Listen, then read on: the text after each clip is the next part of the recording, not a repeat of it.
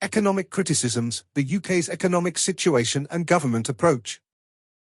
The economic situation in the UK has sparked intense debates among the public and experts, particularly in recent years. Factors such as post-Brexit uncertainty, the economic impacts of the COVID-19 pandemic, and the global energy crisis have significantly strained the country's economic balance. In this context, criticisms of the government's economic policies have grown louder. Inflation and cost of living crisis. The rising inflation rates in the UK have severely impacted purchasing power. Increases in the prices of food, energy, and basic necessities have left large segments of the population struggling financially. Critics argue that the government has failed to intervene adequately and promptly in this crisis. Social welfare packages, particularly aimed at supporting low-income families, deemed insufficient. Energy prices and energy policy. Rising energy prices have placed a heavy burden on households and businesses. Critics have targeted the government for maintaining its reliance on fossil fuels instead of increasing investments in renewable energy and for addressing the energy crisis with temporary solutions rather than long-term strategies. Budget deficit and public spending. The UK's budget deficit has grown significantly in the post-pandemic period.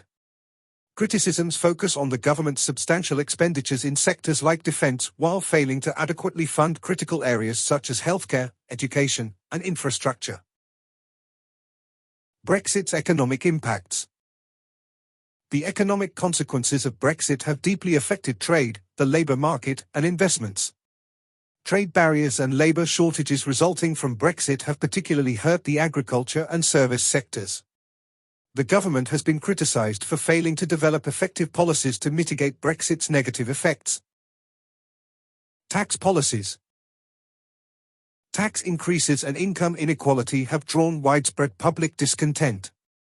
Critics claim that the tax burden disproportionately affects middle and low-income groups while large corporations are not subjected to stricter oversight.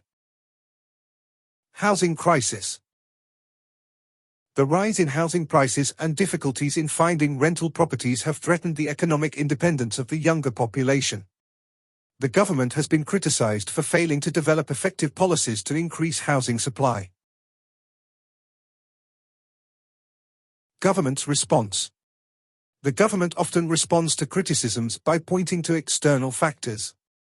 It emphasises that global economic uncertainties, the energy crisis, and the pandemic have exacerbated pressures on the UK's economy.